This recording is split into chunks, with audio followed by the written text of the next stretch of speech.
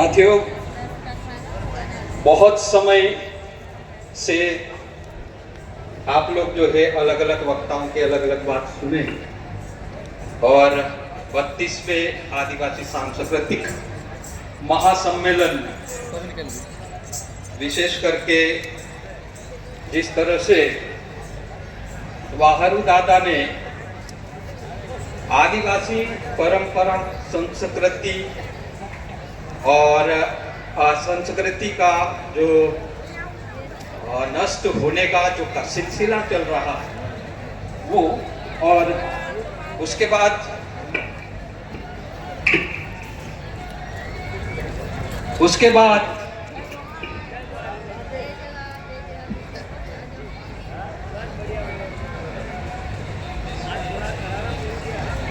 उसके बाद भंवर दादा ने उनकी बात को आगे बढ़ाते हुए अपनी बात को रखा, तो मैं भी उसी परंपरा और रूढ़ी को आगे बढ़ाते हुए अपनी बात को रखना चाहूंगा। साथियों, आदिवासी सांस्कृतिक महासम्मेलन का 32वां कार्यक्रम है। अभी तक हम लोग जो है किस तरह से आदिवासी संस्कृति नष्ट हो रही है और आदिवासी संस्कृति, परंपरा और रूढ़ी को कौन कौन नष्ट कर रहे हैं, इसके ऊपर बात हम लोग कर रहे थे। तो मैं उसी को आगे बढ़ाते हुए अपनी बात को रख रहा था कि जिस प्रकार से हम लोग मध्य प्रदेश में आंदोलन कर रहे हैं, रूढ़ी प्रथा, संविधान और कानून तीनों को जोड़ते हुए कैसे हमारी परंपरा और रूढ़ी को सुरक्षा करना और उसको बचा के दूसरा जो आक्रमण है, दूसरे जो कानून कायदे, दूसरे की जो संस्कृति, दूसरे के जो देवी देवताओं को हमारे ऊपर थोपा जाता है, हम उसका विरोध कैसे कर रहे हैं। मध्य प्रदेश की सरकार आदिवासी कल्याण विभाग के पैसे को लेकर आदिवासी का मन्नत इंदल देव को मूर्ति लगाकर उसको कहा कि ये अंतर्राष्ट्रीय इंद्र देव की मूर्ति है। हम लोग ने उसका विरोध किया, उसका उद्घाटन मुख्यमंत्री करने आ रहे हैं।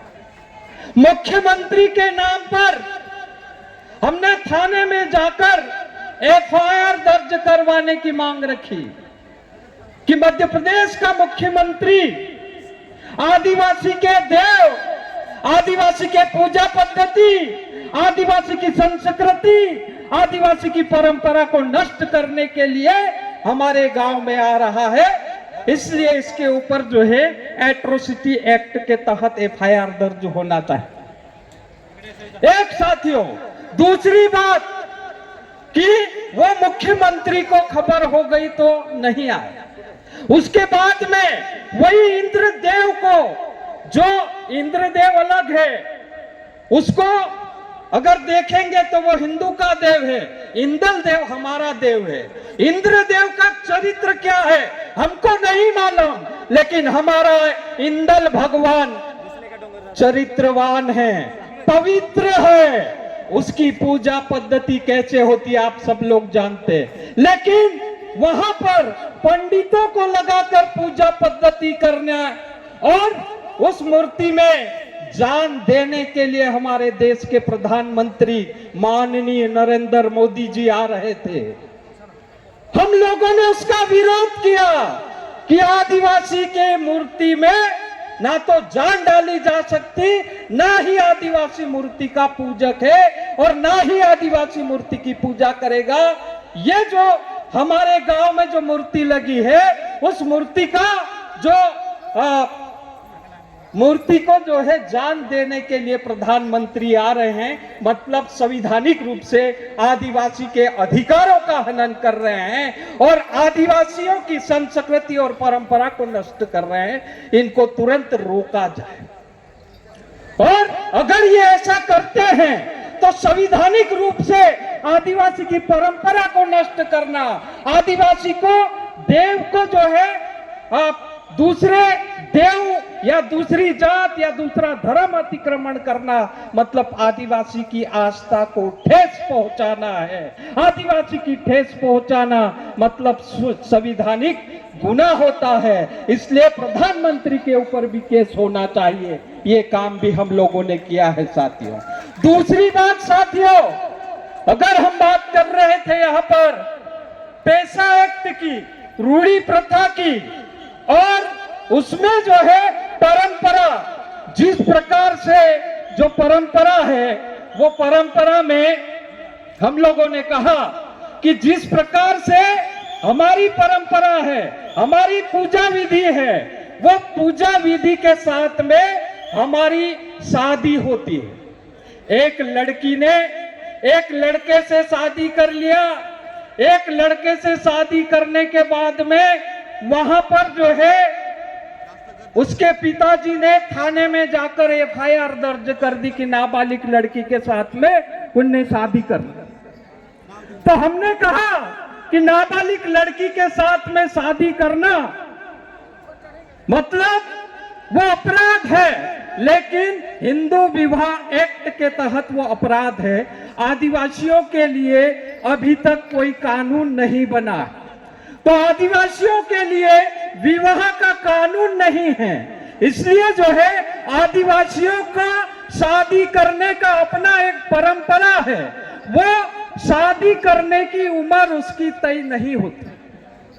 आदिवासी की उम्र कोई भी शादी करने की कानून में नहीं लिखा है, और अभी आदिवासी की शादी का कानून नहीं बना है। इसलिए हमने कहा कि आदिवासी की परंपरा के अनुसार शादी किया जाना वो गैर कानूनी नहीं है।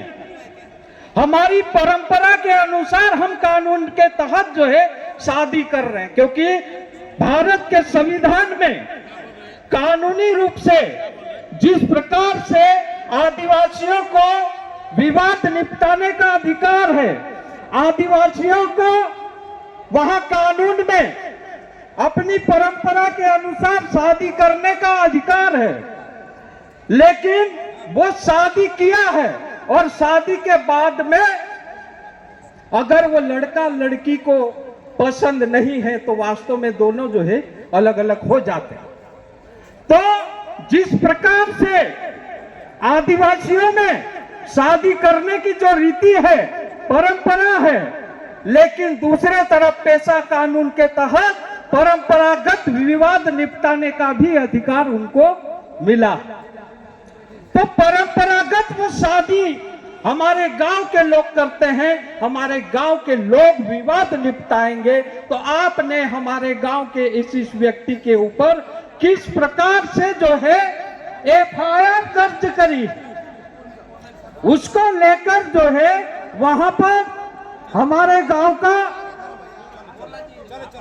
रूढ़िगत मुखियाओं ने पुलिस को नोटिस भेजा कि क्यों ना आपके ऊपर ऐसी ऐसी कार्रवाई की जाए, क्योंकि जो है यहाँ पर जो है हमारी रूढ़ी प्रथा अनुसार जो है कार्रवाई हम लोग कर रहे हैं। इसलिए आप जो है हमारी गांव की रूढ़ी प्रथा में इस तारीख को हाजिर होकर स्पष्टीकरण दे, अन्यथा आपके ऊपर हमारी रूढ़िगत संस्था कार्रवाई करने के लिए मजबूर होगी। उसके बाद में पुलिस ने कानून को देखा, कानून के तहत पुलिस को जो है उस लड़के और लड़की को गिरफ्तार करने की जिम्मेदारी नहीं है, लेकिन जो है वो नोटिस जो रूढ़िगत संस्थाओं ने नोटिस दिया, उस नोटिस का जवाब जो है पुलिस ने नहीं दिया।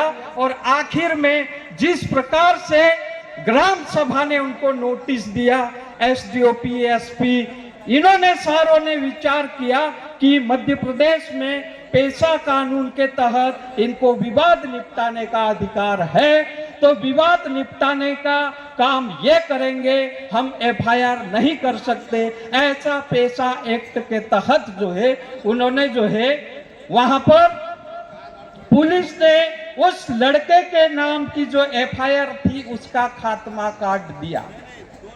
तो ऐसा साथियों अगर लड़ेंगे संवैधानिक रूप से तो वास्तव में हमारी परंपरा बचेगी। और अगर हमारी शादी नहीं करना थी तो जैसे हम सुन रहे थे कि जिस प्रकार से हमारे यहाँ छेवड़ा वाली परंपरा है कि छेवड़े पे बांध के उस लड़की को जो है उसके पिताजी के यहाँ भेज देते हैं, और ये चीज जो है आदिवासी समाज इस व्यवस्था को मान्यता देता है और कानूनी रूप से आदिवासी समाज जो है उसको मानता भी है। तो खूब खूब धन्यवाद, आपने मेरी बात को सुना। और आखिरी में मैं जो है नारा देके अपनी बात को खत्म करना चाहूंगा। अमरात गाँवमा, अमरात गाँवमा, ना लोकसभा ना राज्यसभा, ना लोकसभा ना राज्यसभा। खूब खूब धन्यवाद।